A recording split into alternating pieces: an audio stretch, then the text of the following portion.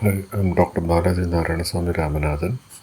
This is my channel Indiana STR School of Wisdom. Today we will be seeing Light on the Path by Mabel Collins. Introduction. On the title page of the first edition of this book, published in 1885, it is described as a treatise written for the personal use of those who are ignorant of the Eastern wisdom and who desires to enter within its influence. But the book itself begins with the statement that these rules are written for all disciples. The latter description is surely the more accurate one, as the history of the book will show. As we have it at present, it was dictated by the Master Hilarion through the mediumship of MC.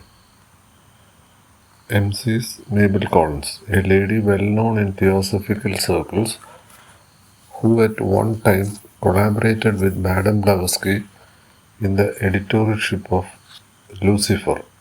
The Master Hilarion received it from his own teacher, the Great One, who among Theosophical students is sometimes called the Venetian, but even he is the author only of part of it. It has passed through three phases. Let us set them down in order. It is but a small book even now, but the first form in which we see it is smaller yet. It is a palm leaf manuscript, old beyond computation, so old that even before the time of Christ, men had already forgotten its date and the name of its writer, and regarded its origin as lost in the mist of prehistoric antiquity.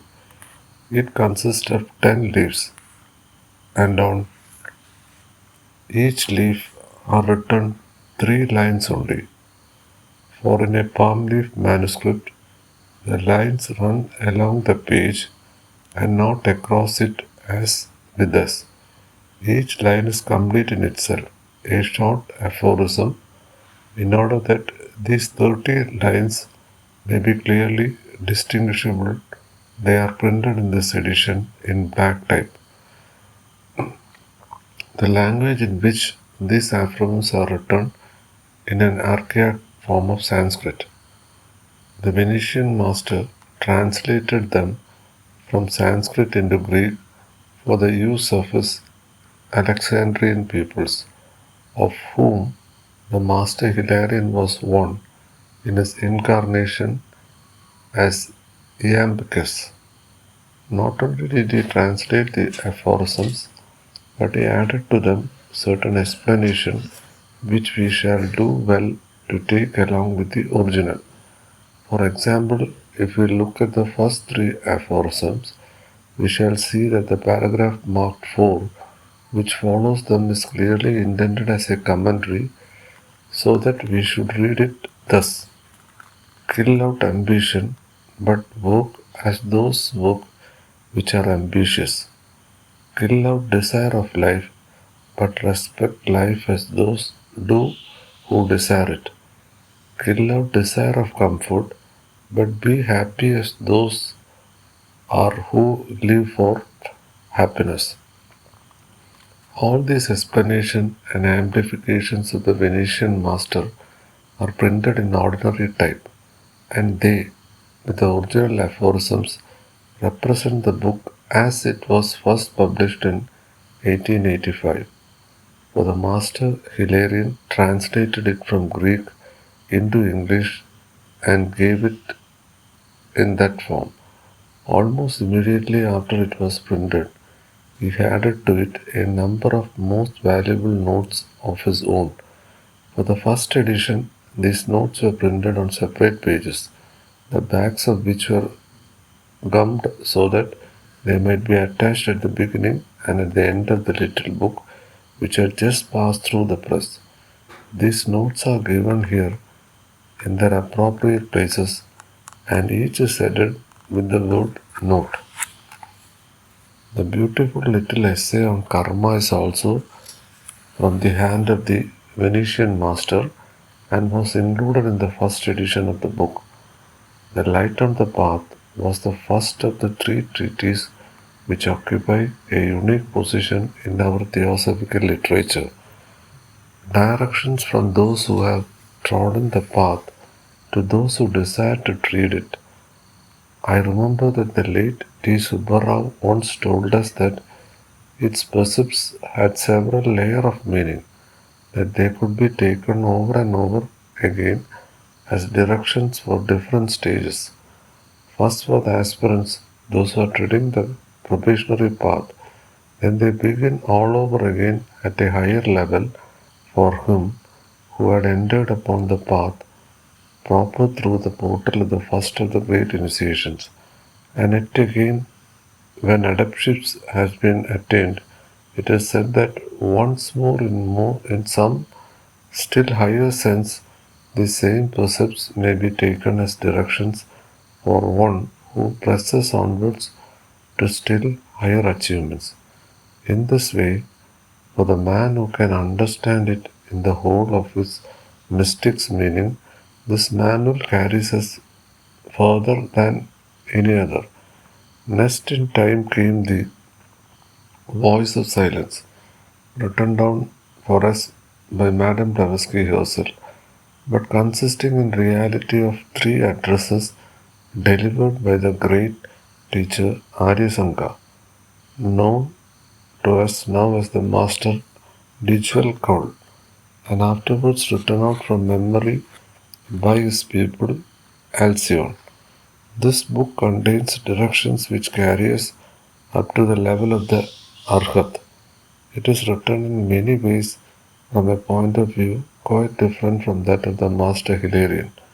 Indeed, an examination of the similarities and the differences will be of great interest to the careful student.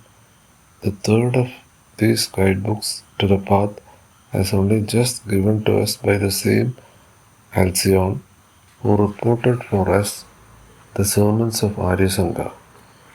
In At the Feet of Master, he repeats for us the teaching given to him by the Master Kutmini, teachings which were intended to prepare him for the first of the great initiations. The third book, therefore, is more limited in its scope than the others, but has the advantage of extraordinary clearness and simplicity, for the instructions which it contains were intended for the comprehension of a physical brain still very young. The archaic Sanskrit manuscript, which was the basis of Light on the Path, was also translated into Egyptian, and many of the explanations of the Venetian master have more the ring of Egyptian than of Indian teaching. Egyptian or Indian, there is no more precious gem in our theosophical literature, no book which will better repay the most careful and detailed study. But to quote from the foreword to the At the Feet of Master, it is not enough to say that they are true and beautiful. A man who wishes to succeed must do exactly what is said. To look at food and say, "That is good," will not satisfy a starving man. He must put forth his hand and eat. So to hear the Master's words is not enough. You must do what he says, attending to every word, taking every hint. If a hint is not taken, if a word is missed, it is lost forever, for he does not speak twice. Definitely intended for the quickening of the evolution of those who are on the path, these books put forth ideals which men in the world are not usually prepared to accept. Only so far as a man lives the teaching will be able really to understand it. If he does not practice it, it will remain a sealed book to him, and he will think of it as unpractical and useless. But any honest effort to live it will at once throw light upon it. Only in that way can this priceless pearl be appreciated. Given by C.W. Leadbeater. Then, Light on Path. First part. These rules are written for all disciples. Attend you to them. Before the eyes can see, they must be incapable of tears. Before the ear can hear it, must have lost its sensitiveness. Before the voice can speak in the presence of the masters, it must have lost the power to wound. Before the soul can stand in the presence of the masters, its feet must be washed in the blood of the heart. 1. Kill out ambition. Note. Ambition is the first curse, the great tempter of the man who is rising above all his fellows. It is the simplest form of looking for reward. Men of intelligence and power are led away from their higher possibilities by it continually. Yet it is necessary teacher. It results it results turn to dust and ashes in the mouth, like death and estranglement. It shows the man at last that to work for self is to work for disappointment. But though this first rule seems so simple and easy, do not quickly pass it by, for these vices of the ordinary man pass through a subtle transformation and reappear with changed aspect in the heart of the disciple. It is easy to say, I will not be ambitious. It is not so easy to say, when the Master reads my heart, he will find it clean utterly. The pure artist who works for the love of his work is sometimes more firmly planted on the right road than the occultist who fancies he has removed his interest from self, but who has in reality only enlarged the limits of experience and desire, and transferred his interest to things which concern his larger span of life. The same principle applies to the other two seemingly simple rules. Linger over them and do not let yourself be easily deceived by your own heart. For now, at the threshold, a mistake can be corrected, but carry it on with you and it will grow and come to fruition, or else must suffer bitterly in its destruction. 2. Kill out desire of life. 3. Kill out desire of comfort. 4. Work as those work who are ambitious. Respect life as those who desire it. Be happy as those who live for happiness. Seek in the heart the source of evil and expunge it. It lives fruitfully in the heart of the developed disciple as well as in the heart of the man of desire. Only the strong can kill it out. The weak must wait for its growth, its fruition, its death. And it is a plant that lives and increases throughout the ages.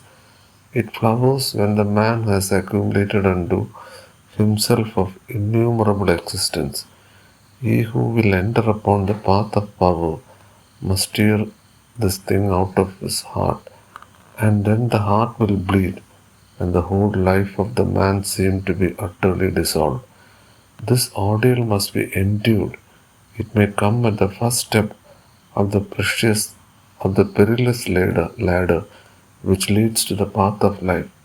It may not come until the last. But, O disciple, remember that it has to be endured and fasten the energies of your soul upon the task. Live neither in the present nor the future, but in the eternal. This giant weed cannot flower there. This blot upon existence is wiped out by the very atmosphere of eternal thought. Fifth one, kill out all senses of separateness.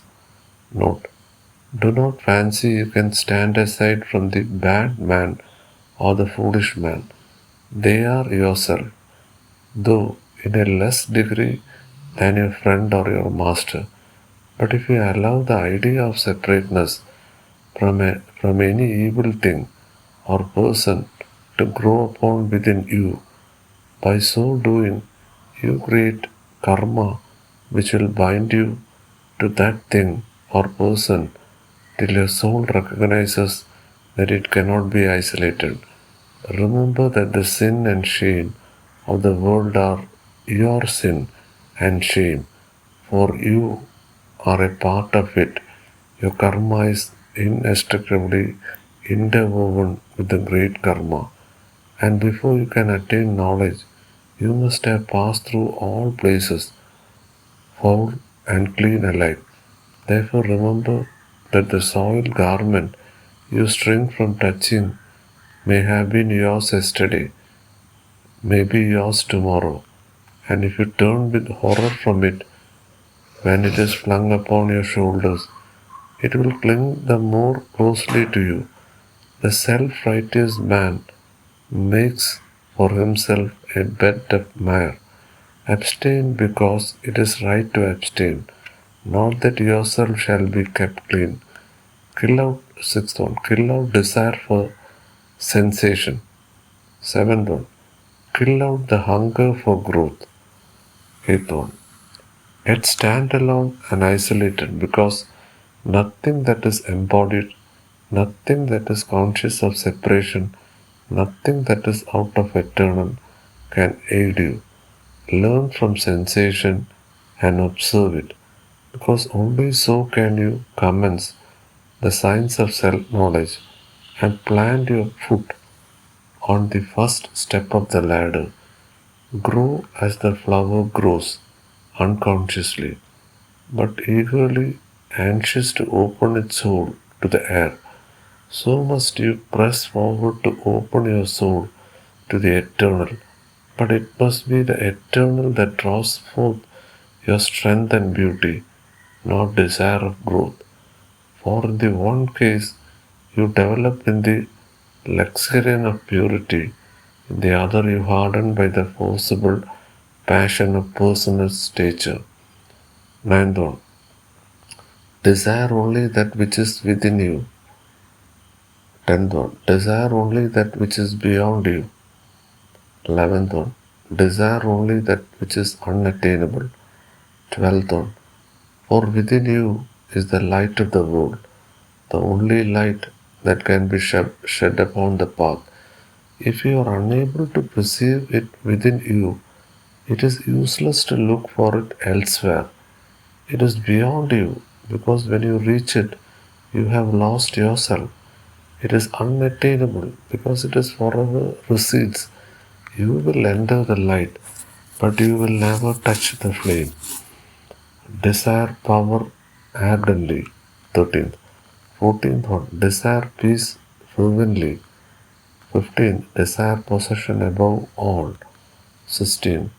But those possessions must belong to the pure soul only, and be possessed therefore by all pure souls equally, and thus be the especial property of the whole only when united.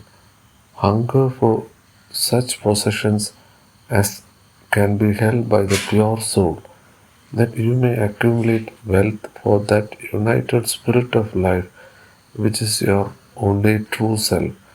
The peace you shall desire is that sacred peace which nothing can disturb, and in which the soul grows as does the holy flower upon the still lagoons. And that power which the disciple shall covet is that which shall make him appear as nothing in the eyes of men. 17. Seek out the way. Note. These four words, perhaps too slight to stand alone. The disciple may say, should I study these thoughts at all? Did I not seek out the way? Yet do not pass on hastily. Pause and consider a while. Is it the way you desire? Or is it that there is a dim perceptive in your visions of great heights to be scaled by yourself, of a great future for you to compass? Be warned. The way is to be sought for its own sake, not with regard at your feet, and shall tread it.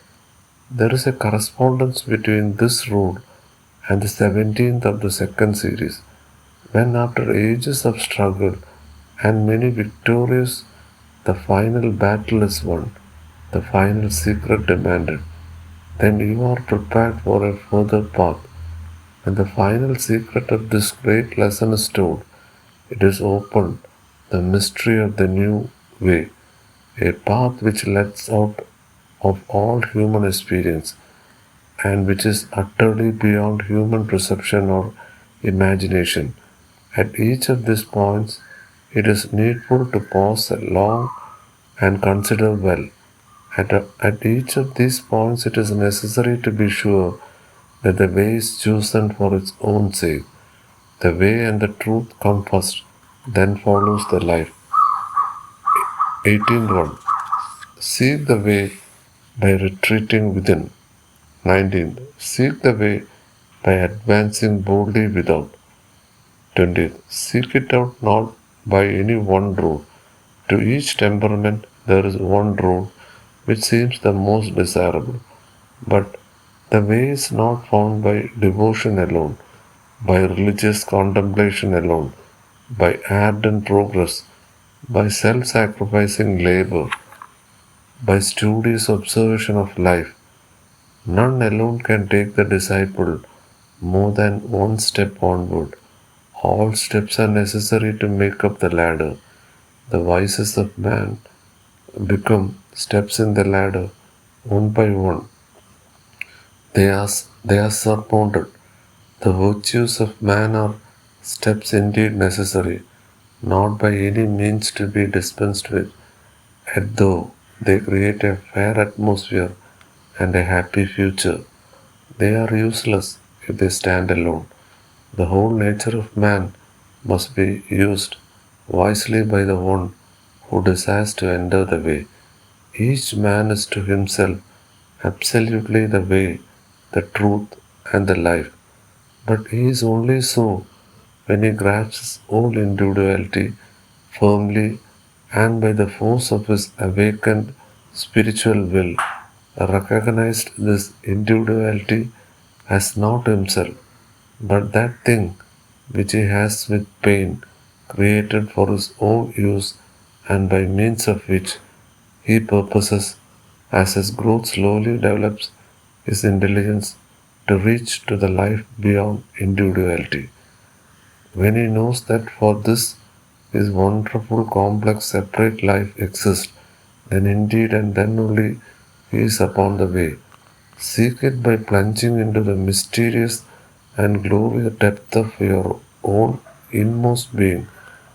Seek it by testing all experience, by utilizing the senses in order to understand the growth and meaning of the individuality and the beauty and obscurity of those other divine fragments which are struggling side by side with you and form the race to which you belong. Seek it by study of the laws of being, the laws of nature, the laws of the supernatural, and seek it by making the profound obeisance of the soul to the dim star that burns within. Steadily as you watch and worship, its light will grow stronger. Then you may know you have found the beginning of the way, and when you have found the end, its light will suddenly become the infinite light. Note, seek it by testing all experience. And remember that when I say this, I do not say yield to the seductions of sense in order to know it. Before you have become an occultist, you may do this, but not afterwards. When you have chosen and entered the path, you cannot yield to these seductions without shame. Yet you can experience them with horror, can wave, observe and test them, and wait with the patience of confidence for the hour when they shall affect you no longer. But do not condemn the man that yields. Stretch out your hand to him as a brother pilgrim whose feet have become heavy with mire. Remember, O disciple, that great though the gulf may be between the good man and the sinner, it is greater, better than the good man and the man who has attained knowledge, it is immeasurable between the good man and the one on the threshold of divinity. Therefore, the very lest too soon you fancy yourself a thing apart from the mass, when you have found the beginning of the way, the star of your soul will show its light, and by that light you will perceive how great is the darkness in which it burns. Mind, heart, brain, all are obscure and dark until the first great battle has been won. Be not appalled and terrified by the sight. Keep your eyes fixed on the small light and it will grow. But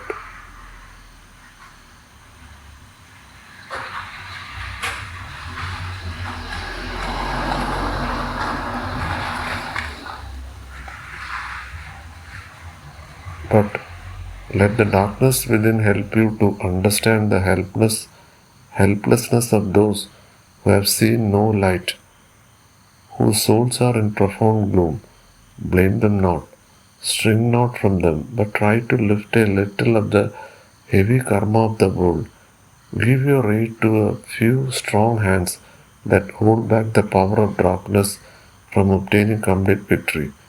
Then do you enter into a partnership of joy, which brings indeed terrible toil and profound sadness, but also a great and ever increasing delight.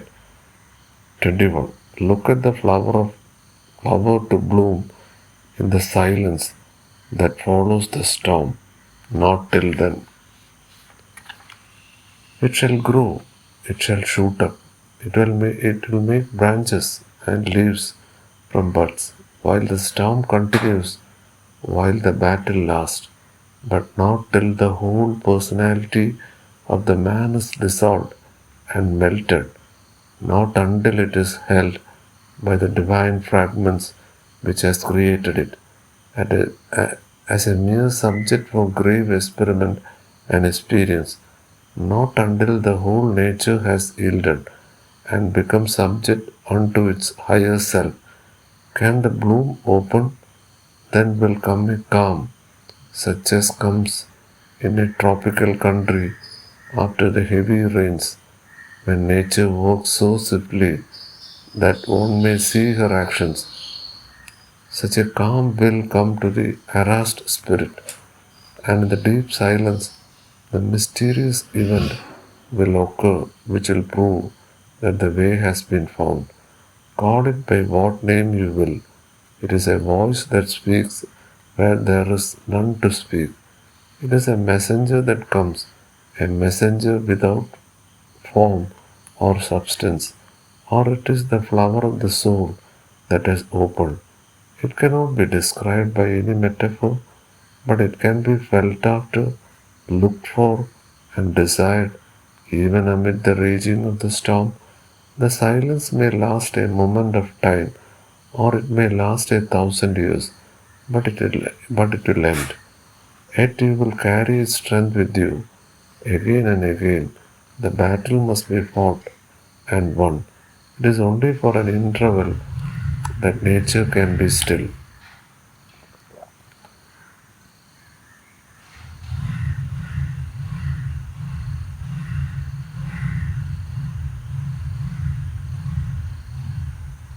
Note the opening of the bloom.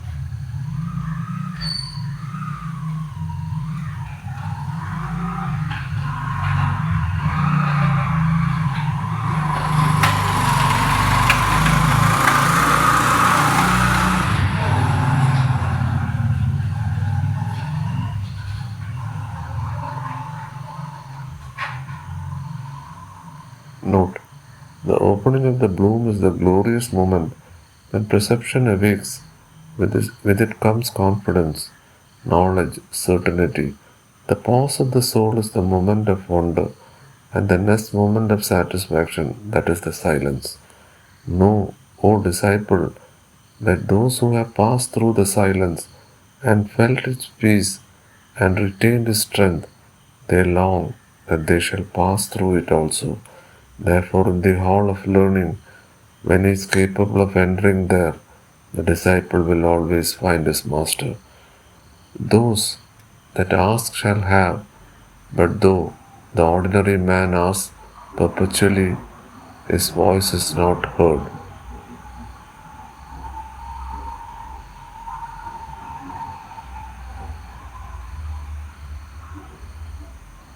For he asks with his mind only, and the voice of the mind is only heard on that plane on which the mind acts. Therefore, not until the first 21 rules are passed do I say that those that ask shall have. To read in the occult sense is to read with the eyes of the Spirit. To ask is to feel the hunger within, the earning of spiritual aspiration. To be able to read means having obtained the power in a small degree of satisfying that hunger. When the disciple is ready to learn, then he is accepted, acknowledged, recognized. It must be so, for he has lit his lamp and it cannot be hidden. But to learn is impossible until the first great battle has been won. The mind may recognize truth, but the spirit cannot receive it. Once having passed through the storm and attained the peace, it is then always possible to learn, even though the disciple waver, hesitate, and turn aside. The voice of silence remains within him, and though he leaves the path utterly, yet one day it will resound and rend him asunder and separate his passions from his divine possibility. Then, with pain and desperate cries from the deserted lower self, he will return. Therefore, I say, peace be with you. My peace I give unto you, and can only be said by the Master to the beloved disciples who are as himself. There are some even among those who are ignorant of the Eastern wisdom to whom this can be said, and to whom it can daily be said with more completeness. The three truths are thus given in the 8th chapter of the Idyll of the White Lotus, a book dictated by the same Master Hilarion to whom we owe the present work, CWL. There are three truths which are absolute and cannot be lost, but it may remain silent for the lack of speech. The soul of man is immortal, and its future is the future of a thing whose growth and splendor has no limit. The principle which gives life dwells in us and without us, is undying and eternally beneficent, is not heard, nor seen, or smelled. It is preserved by the man who desires perception. Each man is his absolute lawgiver, the dispenser of glory or gloom to himself, the declarer of his life, his reward, his punishment. These truths, which are as great as his life, are as simple as the simplest mind of man. Feed the hungry with them. Regard the three truths, they are equal. These written above are the first of the rules which are written on the walls of the hall of learning. Those that ask shall give. Those who desire to read shall read. Those who desire to learn shall learn. Peace with you. Light on the path. Second part. Out of the silence, that is peace, a resonant voice shall arise, and this voice will say, it is not well, thou hast reaped, now thou must sow, and know this voice to be the silence itself, thou wilt obey. Thou who art now a disciple, able to stand, able to hear, able to see, able to speak, who hast conquered desire and attained to self knowledge, who has seen thy soul in its bloom and recognized it and heard the voice of the silence, go thou to the hall of learning and read what is written there for thee. Note, To be able to stand, to have confidence, to be able to hear it, to have opened the door of the soul. To be able to see is as to have attained perception. To be able to speak is to have attained the power of helping others. To have conquered desire is to have learned how to use and control the self. To have attained self knowledge is to have retreated to the inner fortress whence the personal man can be viewed with impartiality. To have seen thy soul in its bloom is to have obtained a momentary glimpses in thyself of the transfiguration which shall eventually make thee more than man. To recognize it is to achieve the great task of gazing upon the blazing light without dropping the eyes and not falling back in terror as though before some ghastly phantom. This happens to some, so when the victory is all but won, it is lost. To hear the voice of silence is to understand that from within comes the only true guidance. To go to the hall of learning is to enter the state in which learning becomes possible. Then will many words be written there for thee, and written in fairy letters from thee, easily to be read. From when the disciple is ready, the master is ready also. 1. Stand aside in the coming battle, and though thou fightest, be not thou the warrior. Look for the warrior and let him fight in thee. Take his orders for battle and obey them. Obey him not as though he was a general, but as though he were thyself, and his spoken words were the utterance of thy secret desires, for he is thyself, yet infinitely wiser and stronger than thyself. Look for them, look for him, else in the fever and hurry of the fight, thou mayest pass him, and he will not know thee unless thou knowest him. If thy cry reaches listening ear, then will he fight in thee and fill the dull void within. And this is so. Then canst thou go through the fight cool and unwearied, standing aside and letting him battle for thee. Then it will be impossible for thee to strike one blow amiss. But if thou look not for him, if thou pass him by, then there is no safeguard for thee. Thy brain will reel, thy heart grow uncertain, and in the dust of the battlefield thy sight and senses will fail, and thou wilt not know, thou wilt not know thy friends from thy enemies. He is thyself, yet thou art but finite and liable to error. He is eternal and is sure. He is eternal truth. When once he has entered thee and become thy warrior, he will never utterly desert thee, and at the day of the greatest peace, he will become one with thee. Fifth one, listen to the song of life. Note, look for it and listen to it first in your own heart. At first you may say, it is not there. When I search, I find only discord. Look deeper. If again you are disappointed, pause and look deeper again. There is a natural melody, an obscure found in every human heart. It may be hidden over and utterly concealed and silenced. It is there.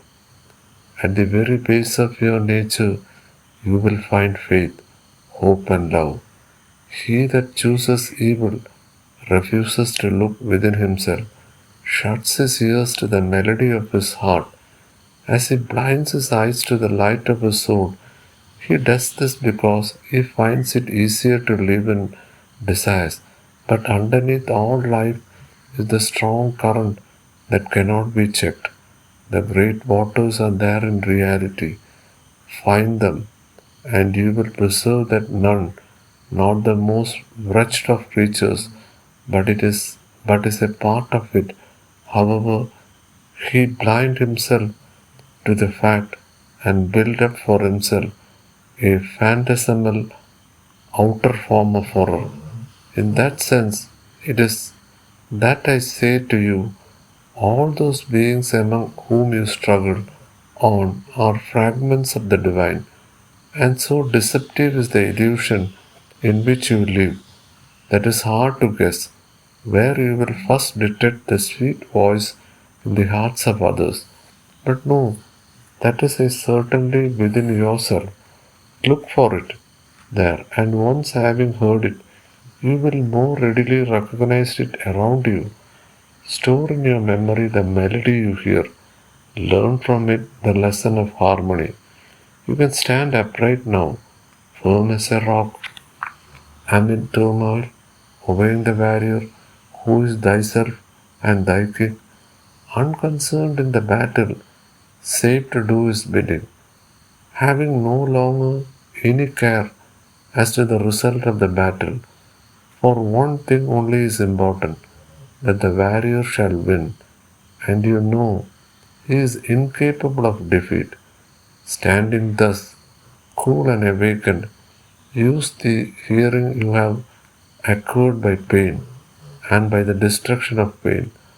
Only fragments of the great song come to your ears, while yet you are but man. But if you listen to it, remember it faithfully, so that none which has reached you is lost, and endeavor to learn from it the meaning of the mystery which surrounds you. In time, you will need no teacher, for as the individual has voice, so has that in which the individual exists. Life itself has speech, and it is never silent, and its utterance is not as you that are deaf may suppose a cry. It is a song. It is as a song. Learn from it that you are part of the harmony. Learn from it to obey the laws of the harmony. Regard earnestly all the life that surrounds you. Learn to look intelligently into the hearts of men. Note, from an absolutely impersonal point of view, otherwise your sight is colored. Therefore, impersonality must first be understood. Intelligence is impartial. No man is your enemy. No man is your friend. All alike are your teachers. Your enemy becomes a mystery that must be solved, even though it takes ages. For man must understand, your friend becomes a part of yourself, an extension of yourself, a riddle hard to read. Only one thing is more difficult to know, your own heart. Not until the bonds of personality be loosed can that profound mystery of self begin to be seen. Not until you stand aside from it will it any way reveal itself to your understanding. Then, not till then, can you grasp the guide it. Then, not till then, you can use all its powers and devote them to a worthy service. 11th one. Regard most earnestly your own heart. 12th. From through your own heart comes to the one light which can illuminate life and makes it clear to your eyes. Study the hearts of men that you may know what is that world in which you live and of which you will be a part. Regard the constantly changing and moving life which surrounds you, for it is formed by the hearts of men. As you learn to understand their constitution and meaning, you will thy degrees be able to read the larger word of life. 13. Speech comes only with knowledge. Attain to knowledge, and you will attain to speech. Note, it is impossible to help others till you have obtained some certainty of your own. When you have learned the first 21 rules and have entered the hall of learning with your powers developed and senses unchained, then you will find there is a fount within you from which speech will arise. After the 13th rule, I can add no words to what is already written. My peace I give unto you. These notes are written only for those to whom I give my peace, those who can read that I have written with the inner as well as the outer sense. 14th. Having obtained the use of the inner sense, having conquered the desires of the outer sense, having conquered the desire of the individual soul, and having obtained knowledge, prepare now, O disciple, to enter upon the way in reality. The path is found. Make yourself ready to tread it. 15. Enquire of the earth, the air, and the water of the secrets they hold for you. The development of your inner sense will enable you to do this. 16. Enquire of the holy ones of the earth, of the secrets they hold for you. The conquering of the desires of the outer senses will give you the right to do this. Enquire of the inmost, the one of his final secret, which holds for you through the ages the great and the difficult victory. The conquering of the desires of the individual soul is a work of the ages. Therefore, expect not to obtain its rewards until ages of experience have been accumulated. When the time of learning the 17th rule is reached, man is on the threshold of becoming more than man. The knowledge which is now yourself is only yours because your soul has become one with all pure souls and with the inmost. It is a trust vested in you by the Most High. Betray it, misuse your knowledge, or neglect it. It is possible even now for you to fall from the high estate you have attained. Great ones fall back, even from the threshold, unable to sustain the weight of their responsibility, unable to pass on. Therefore, look forward always with awe and trembling to this moment and be prepared for the battle. 19. It is written that for him who is on the threshold of divinity, no law can be framed, no guide can exist. Yet to be enlightened, the disciple, the final struggle may be thus expressed. Hold fast to that which has neither substance nor existence. Listen only to the voice which is soundless. Look only on that which is invisible, allied to the inner and the outer peace. Peace with you. Karma. Consider with me that the individual existence is a rope which stretches from the infinite to the infinite, and has no end and no commencement. Neither is it capable of being broken. This rope is formed of innumerable fine threads which lie closely together from its thickness. These threads are colorless, are perfect in their qualities of straightness, strength, and levelness. This rope, passing as it does through all places, suffers strange accidents. Very often a thread is caught and becomes attached, or perhaps is only violently pulled away from its even way. Then, for a great time, it is disordered and it disorders the whole. Sometimes one is stained with dirt or with color, and not only does the stain run on further than the spot of contact, but it discolors others of the threads. And remember that the threads are like electric wires, more are like curing nerves. How far then must the stain, the drag, every be communicated? But eventually the long strands, the living threads, which in their unbroken continuity form the individual, pass out of the shadow into the shine. Then the threads are no longer colorless but golden. Once more they lie together level. Once more harmony is established between them, and from that harmony within, the greater harmony is preserved. This illustration presents but a small portion, a single side of the truth. It is less than a fragment, yet dwell on it. By said you may be led to pursue more.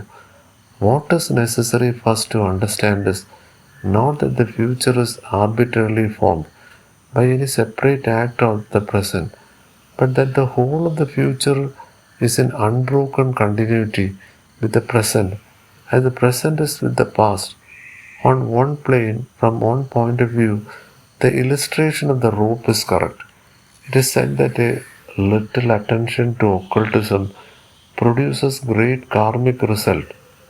That is because it is impossible to give any attention to occultism without making a definite choice between what are familiarly called good and evil. The first step in occultism brings the student to the tree of knowledge. He must pluck and eat. He must choose. No longer is he capable of the indecision of ignorance. He goes on, either on the good or on the evil path, and to step definitely and knowingly, even but one step on either side produces the great karmic result. The mass of men walk wavering, uncertain as to the goal they aim at. Their standard of life is indefinite. Consequently, the karma operates in a confused manner. But when once the threshold of knowledge is reached, the confusion begins to lessen, and consequently, the karmic result increases enormously because all are acting in the same direction and all the different planes for the occult cannot be half-hearted nor can be returned when he has passed the threshold. These things are as impossible as that the man should become the child again. The individuality has approached the state of responsibility by reason of growth. It cannot recede from it. He who he would escape from the bondage of karma must raise his individuality out of the shadows into the shine, must so elevate his existence that these threads do not come in contact with soiling substance, do not become so attached as to be pulled away. He simply lifts himself out of the region in which karma operates. He does not leave the existence where he is experiencing because of that. The ground may be rough and dirty or full of rich flowers whose pollen stains and of sweet substance that cling and become attachments. But overhead there is always the free sky. He who desires to be karma less must look at to the air for home, and after that to the other. He who desires to form good karma will meet with many confusions, and in the effort to sow rich seed of his own harvesting may plant 1,000 weeds among them. The Jain desire to sow no seed for your own harvesting, desire only to sow that seed, the fruit of which shall feed the world. You are a part of the world. In giving it food, you feed yourself. Yet in even this thought, there lurks a great danger which starts forward and faces the disciple who has for long thought himself working for good, while in his inmost soul he has preserved only evil. That is, he has thought himself to be intending great benefit to the world, when all the time he has unconsciously embraced the thought of karma, and the great benefit he works for it is for himself. A man may refuse to allow himself to think of reward, but in that very refusal is seen the fact that reward is desired, and it is useless for the disciple to strive to learn by means of checking himself. The soul must be unfettered, the desires free, but until they are fixed only on that status wherein there is neither reward or punishment, good or evil, it is in vain, and that he endures. He may seem to make great progress, but some day he will face to face with his own soul and will recognize that When he comes to the tree of knowledge, he chooses the bitter fruit and not the sweet, and then the wheel will fall utterly, and he will give up his freedom and become a slave of desire. Therefore, we want you who are but turning towards the life of occultism. Learn now there is no cure desire, no cure for love of reward, no cure for the misery of longing, save in the fixing of the sight and hearing upon that which is invisible and soundless. Begin even now to practice it, and so a thousand serpents will kept from your path. Live in the eternal. The operations of the actual law of karma are not to be studied until the disciple has reached the point at which they no longer affect himself. The initiate has a right to demand the secret of nature and to know the rules which govern human life. He obtains this right by having escaped from the limits of nature and by having freed himself from the rules which govern himself life. He has become a recognized portion of the divine element and is no longer affected by that which is temporary. He then obtains the knowledge of the law which govern temporary conditions. Therefore, you who desire to understand the law of karma, attempt first to free yourself from these laws. This can only be done by fixing your attention on that which is unaffected by this law. So, this comes the end of the light on the path. So, it's a long audio, 56 minutes. So, my comment on it is actually we have done almost 400 500 talks in this channel. All the talks from this first talk to this, I am telling only one point. There is two area. One is consciousness and one is personality. We should be very careful whatever we are doing with the five senses. It is personality. Example, writing book, giving speech, helping another people, helping food to another people, all comes as this personality. And what is consciousness? I have clearly mentioned in this channel, consciousness or real spirituality means it has no moment. It is nothing. That is the stage before Big Bang.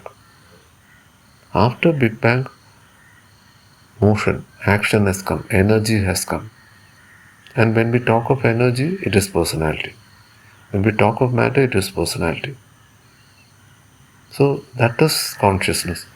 So every person should enter this path knowing this. And occultism never practice it. Siddhis never practice it. All this will lead to karma. So what is the aim of learning this wisdom?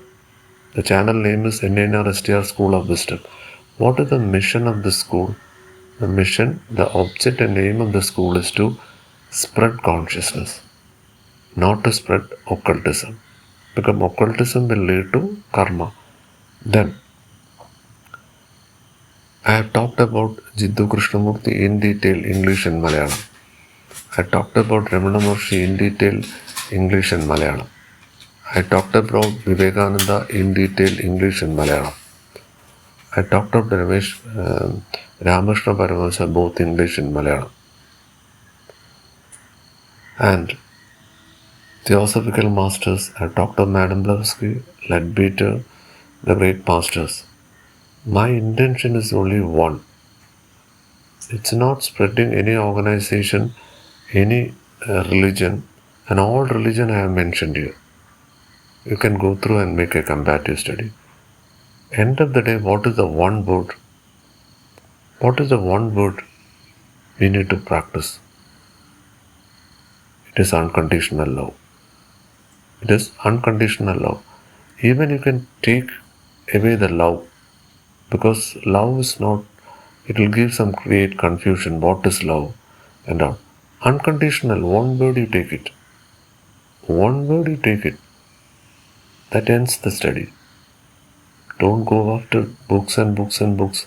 People will say different things.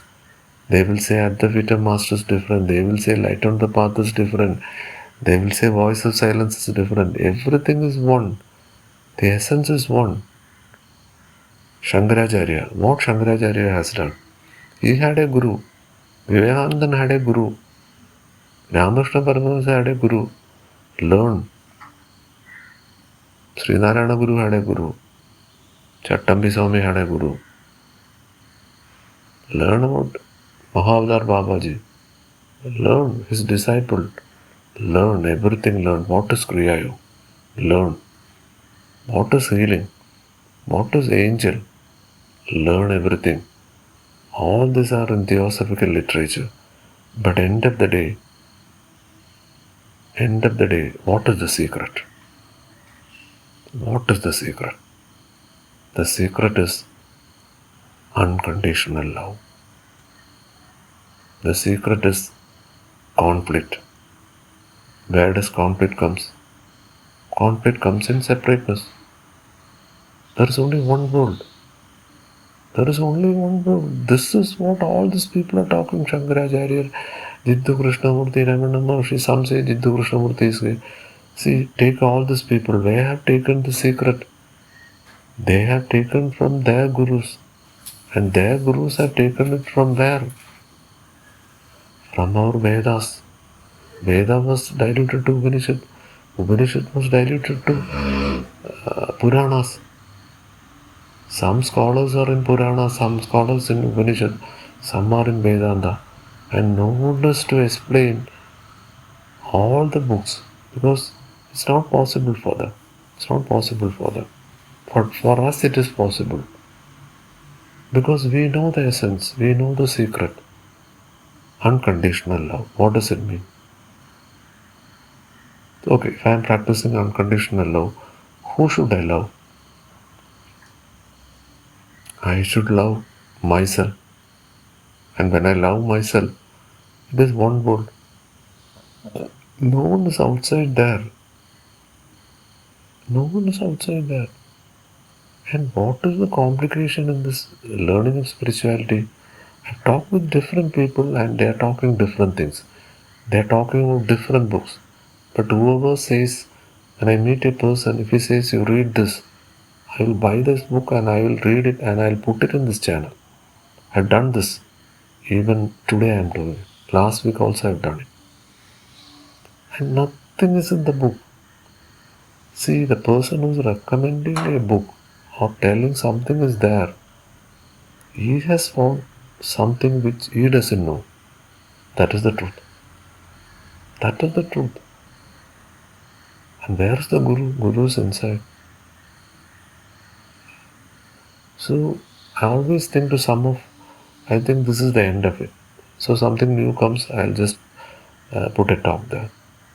So whoever have not subscribed, kindly subscribe and share with people because I am with Theosophical Society. There are 15 lodges in Kerala, more than 5,000 lodges all over in the world. At least once you have to step into Theosophical Society. Because the great Mahatma Gandhiji, when he was in England, I think, we went to a Theosophical Society and he came across the Bhagavad Gita by Annie Besant. Imagine. Then he started spreading Bhagavad Gita. Then he wrote a translation for Bhagavad Gita. So certain organization will help certain people. So Theosophical Society have helped Mahatma Gandhiji. So go there, visit there. Lot of books are there, but it's only what you say. It's when you are going to a destination, there are milestones. There are milestones showing the kilometer to it. So don't be stuck there. And occultism is the dangerous thing. Siddhis are the dangerous thing. In Advaita Master and Light on the Path, it is clearly mentioned. That's why I put all the word by word version of the Light of the Path. Be clear in the path. People will start confusing because they are the Urvashi, Remba, Menaka. It is like the Vikramaditya story. We should not ask question because the answer is inside.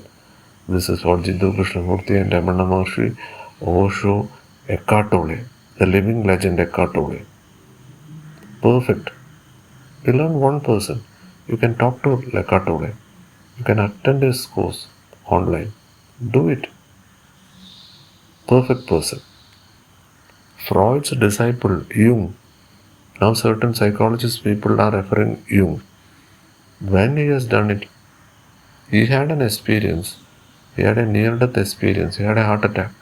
In that experience, he had conversation with the other world, as Theosophical founders have done. We can communicate with other world. Vivekananda has told, and Jung has written a book called Red Book, and he kept it secret actually. One of his disciple, one of his student bought the book outside. Now it's available on the internet. Shadow work and all. Entirely opposite to what Freud has told.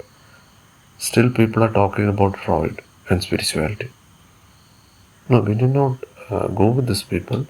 Let them talk because law of karma, they are also perfect. All is perfect, all is divine. And thank you very much. Thank you.